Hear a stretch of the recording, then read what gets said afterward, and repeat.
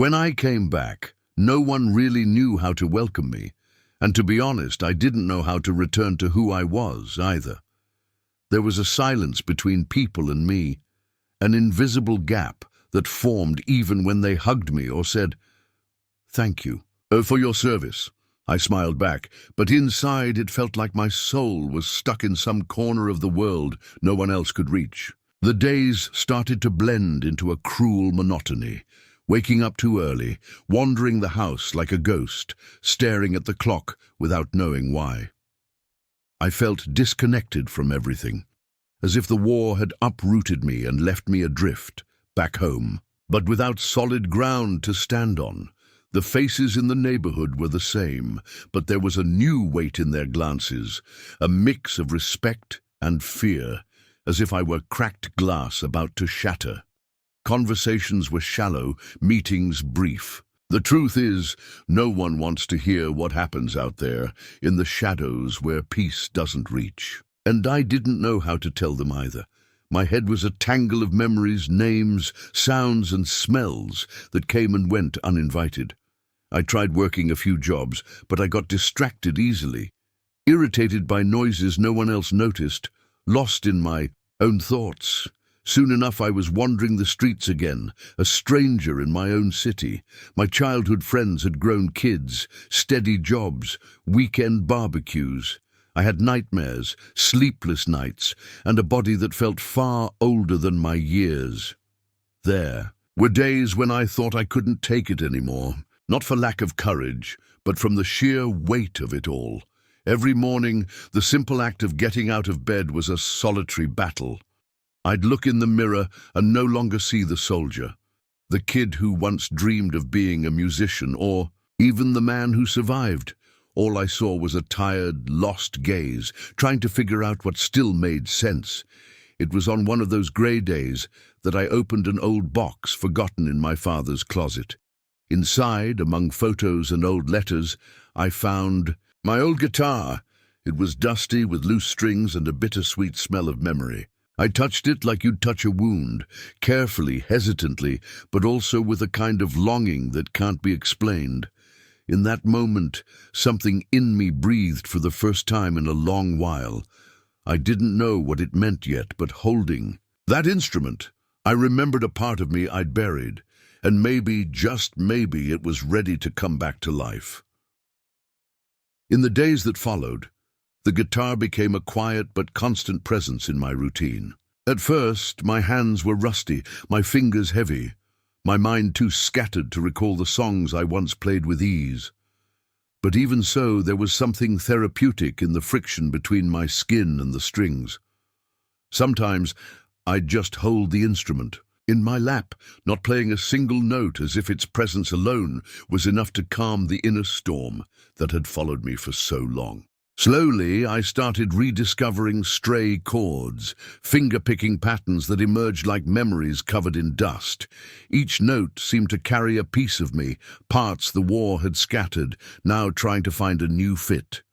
It was strange to feel pleasure in something again. After so long living on high alert, distrusting silence and fearing noise, allowing myself to enjoy anything felt almost dangerous. But every time I gave myself to the music, something inside me quieted. It wasn't just the memory of who I'd been, but the possibility that there was still something good in me, something the war hadn't destroyed. I started playing more often, in secret, like someone guarding a precious secret. I'd improvise, aimless melodies, letting my hands say what my mouth couldn't. Sometimes fragments of lyrics emerged, short phrases heavy with meaning, as if I were writing for someone who'd never hear, maybe for myself, a version of me that still needed rescuing. During this time, I drifted further from everyday socializing, not out of isolation, but because, for the first time, I felt like I was finding myself. The noise of the world started to lose its power against the sound coming from my own hands. I still had nightmares, still woke up sweating and heart racing. But there was an anchor now, something that pulled me back to the surface, reminded me to breathe. I didn't tell anyone about it. I kept this rebirth quiet, afraid that exposing it might break it, but deep down I knew that old piece of wood, with its worn strings and imperfect sound, was showing me a path. I didn't know where it led. Yet just that, this time, it wasn't toward pain. It was on a cloudy afternoon with no plans or rush that the words started to take real shape. Until then, I'd just let my hands play what they felt, no commitment to melody or harmony. But the day, the lyrics came as if they'd been written inside me for years. They were simple, unadorned, but each line carried the exact weight of what I'd lived and lost. I sang softly, still unsure, like whispering a prayer, and felt a lump in my throat. The kind you don't swallow because you know it's releasing, more than sound. It was as if I were finally saying what I'd never managed to explain. The fear that lingered, the friends who didn't come back, the feeling of surviving the unsurvivable. That song had no name, no structure, but it was mine. It was me. In the days that followed, I returned to it often. I rewrote verses, tried new chords, recorded snippets on my phone as if afraid it would slip into oblivion. I noticed that with it came a new feeling, the desire to share. For the first time in years, I wanted someone to hear, not to be impressed or to praise, but to understand. To know that behind that quiet, distant gaze was someone trying to stitch themselves back together with sound and memory. That's when I remembered a veterans group that met at a neighborhood church on Saturday afternoons. I'd never had the courage to go. I always thought talking about the past would only hurt more. But now, something told me it might be time to try. I showed up the next day with the guitar slung over my shoulder and my heart pounding. My hands were sweating like on the worst nights in the desert. And for a moment, I almost turned back. But I went.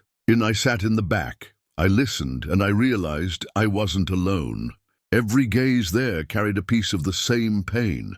When they invited me to speak, I hesitated, but I said yes, and I played.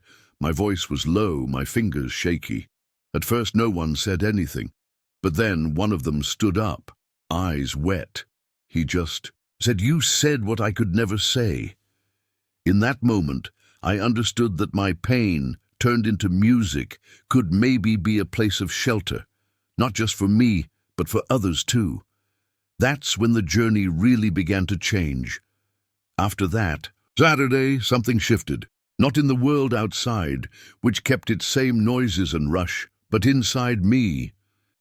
It was as if, by sharing my story through music, I'd unlocked a door that had resisted every key for years. I went home that day lighter, not because the pain was gone, but because, for the first time, it had been heard. In the meetings that followed, I started bringing the guitar without so much fear. I'd play one or two songs, sometimes just accompany others.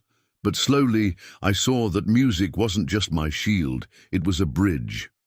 One of the veterans, Mr. Carter, said after a song, "You sing what many of us only feel in the dark." That stuck with me. The lyrics started coming more freely. Some were born from memories I never thought I'd revisit.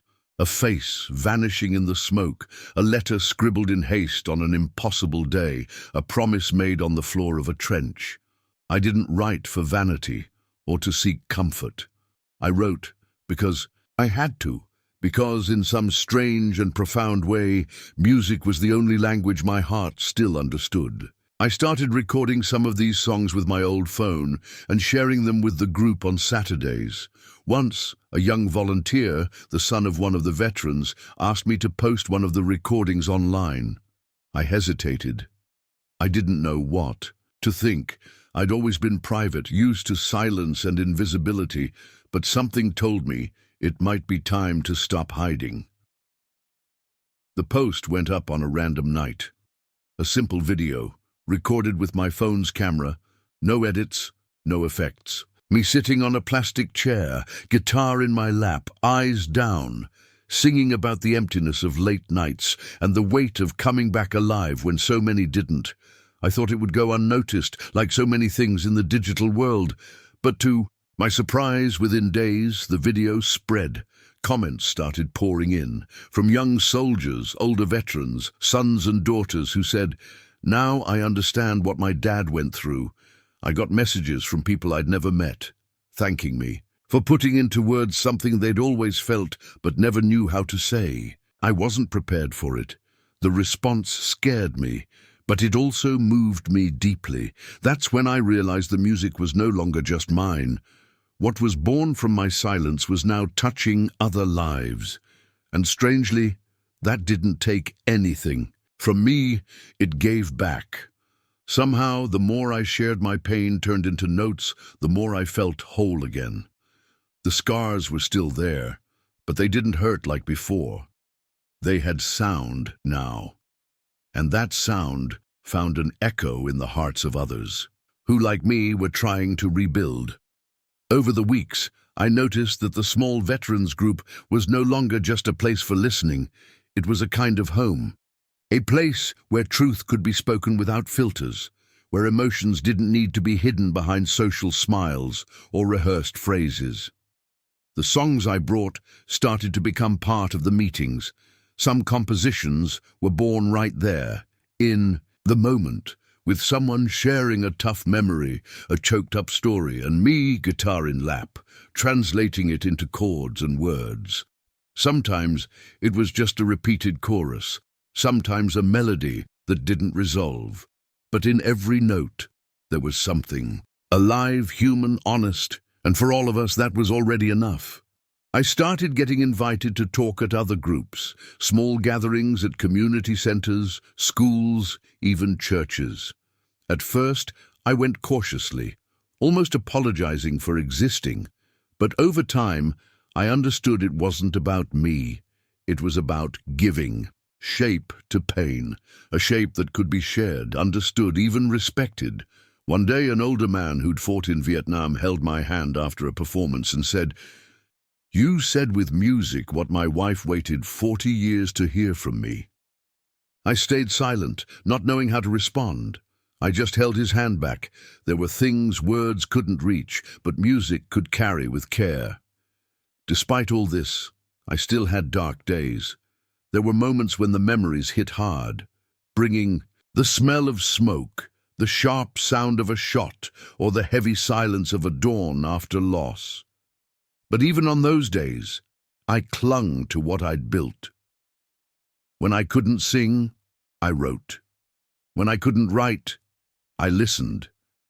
I replayed my recordings, read the messages people left, tried to remind myself that this new path didn't erase the past, it embraced it. The war was still part of my story, but it was no longer the final chapter. There was continuity, there was rhythm. One day, a different invitation came.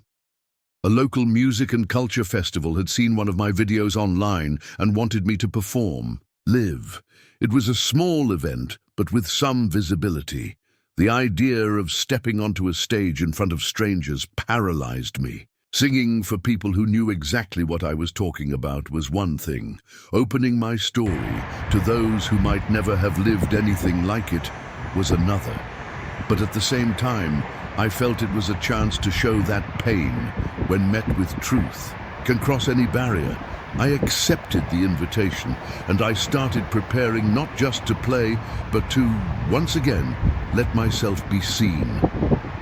On the day of the festival, I woke up before the sun. The city was still asleep, but my chest was already a battlefield of anxiety and the calm I'd been cultivating for months. The guitar was tuned from the night before, resting silently next to the chair where I usually play. As I put on a clean shirt and laced my shoes like it was something sacred, I thought about everything that brought me here. The friends who didn't come back, the sleepless nights, the first notes played with trembling hands. I thought about the silence that followed me for so long, and the courage it took to break it. This wasn't about singing for an audience. It was about staying whole in a world that had broken me so many times. I arrived early.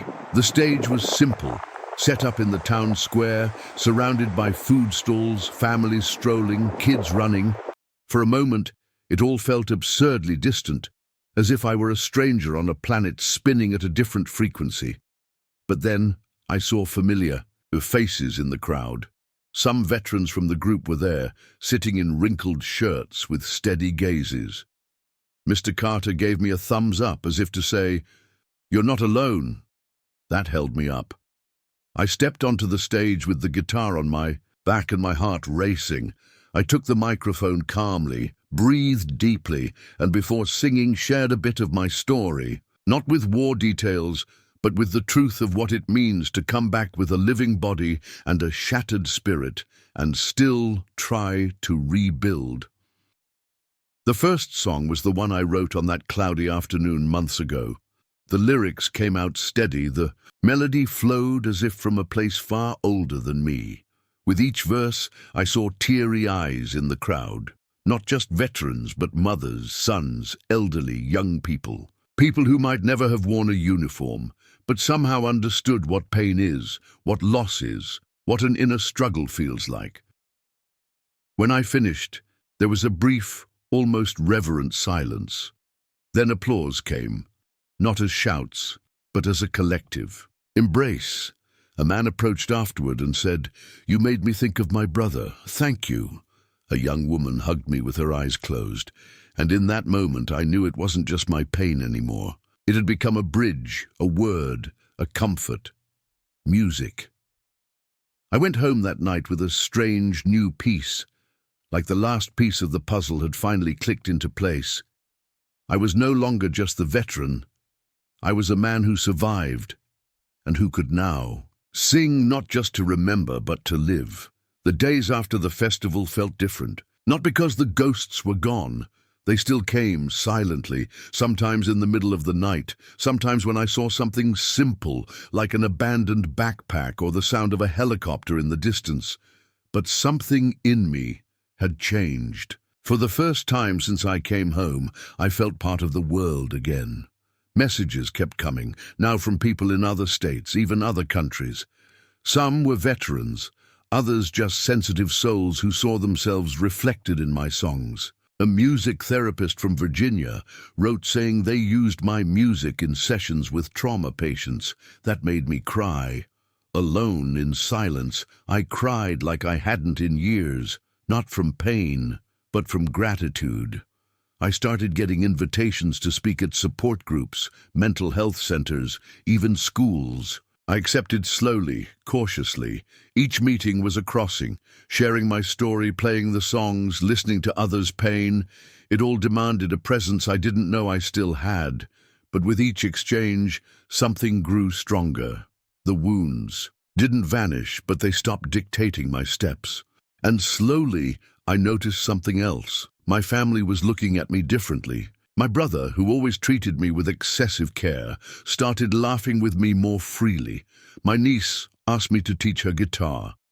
My mother, oh my mother, said that when she heard me sing, she knew her son was coming back, and I was. Maybe not exactly the same, maybe never like before, but with new parts, patched together with sound, listening, humanity. Music became not just my healing, but my craft. I recorded a small album with the songs most requested at the meetings, not to sell, but to donate to support groups, hospitals, those who needed it. I collaborated with professionals using art as a tool for emotional care. I shared compositions with other veterans who wanted to put their stories on paper, but didn't know how. And slowly, I saw that broken man in the mirror turn into a symbol, not of empty heroism, but of real reconstruction. Looking back today, I see that the war took a lot from me, friends, dreams, time, but it also pushed me to a place where I had to find another way to live. And in that search, I rediscovered not just music, but myself. The man who came back with a chest full of silences now has a voice. One that doesn't shout, doesn't impose, but sings, with truth, with wounds, with hope. Over time, I realized my story wasn't unique. It was just one among thousands never told.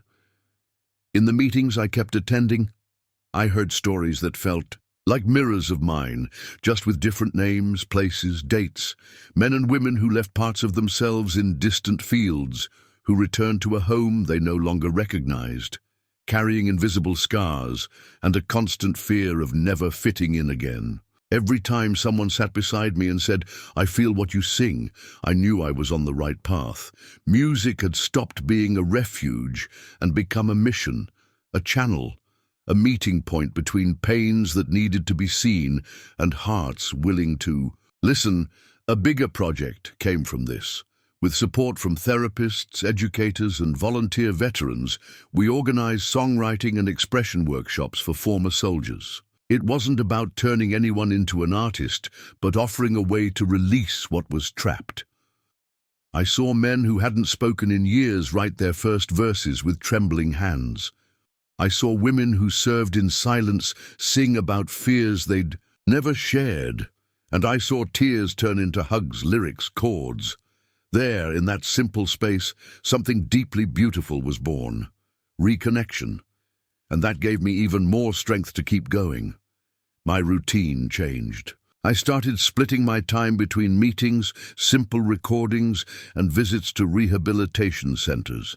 In every place, I brought the same old guitar, the same slightly hoarse voice, and a collection of songs that were no longer just mine.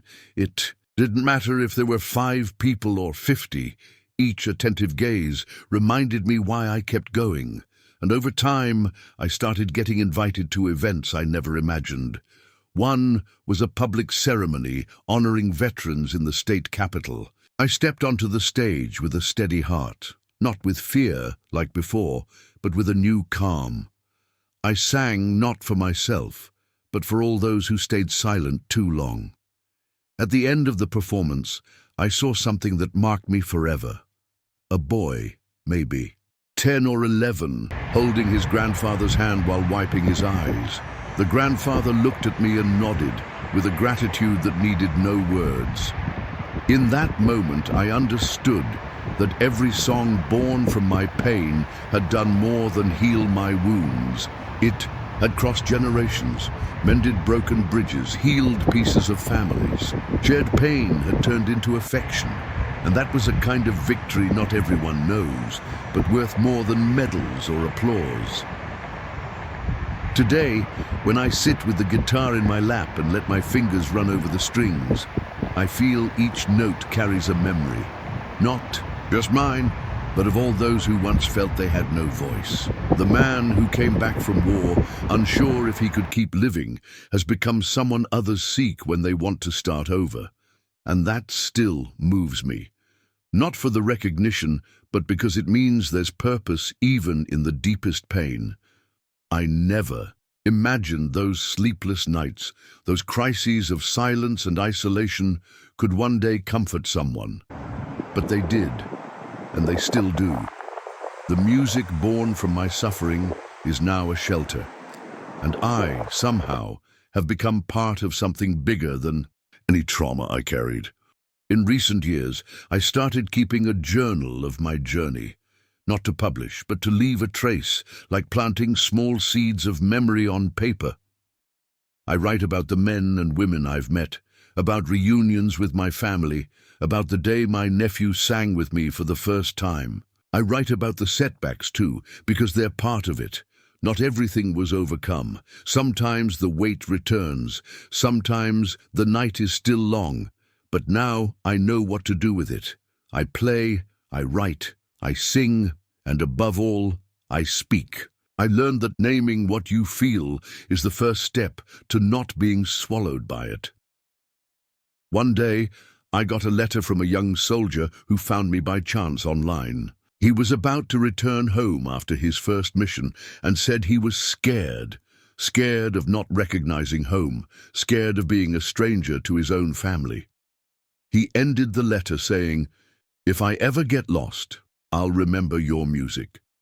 Because it showed me it's possible to come back and reinvent yourself. That phrase stayed with me. And in that moment, I understood something I'd maybe been searching for since the beginning. Turning pain into music wasn't just a path to personal healing. It was an act of love, a legacy, a way to ensure no one else had to walk alone through. The same dark tunnel I once thought I'd never escape. Today, when people ask who I am, I don't just say veteran.